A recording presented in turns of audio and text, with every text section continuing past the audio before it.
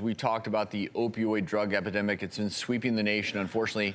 We'll get this. One city in Kentucky just had a record spike in drug overdose calls, 52 overdoses in just 32 hours. That's incredible. That's one city.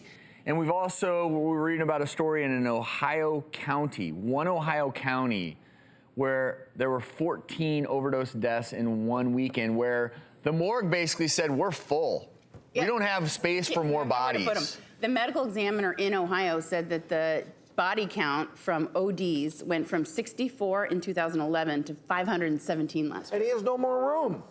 The coroner doesn't have any more room to do, do his autopsies. This is the thing. Fentanyl, we use every day in the OR. It controls pain, but when you make it in underground drug labs for street use, it's contaminated or it's extremely powerful. People don't realize. I'm wondering how it works. Okay, so fentanyl is literally 100 times the power of morphine, 50 times heroin. So when you go to get it from your drug dealer, what does he say? Like, just a little bit, man. Just use a little bit. Like, what's a little bit? Of course they're overdosing. Well, a drug dealer's goal is to get you so high that you love the trip, but not high enough to die, because then they lose a customer. But the problem is when you don't know what the percentages are of whatever you're injecting, because if there's fentanyl in there. That's how Prince died, by the way. The autopsy came back, it's fentanyl.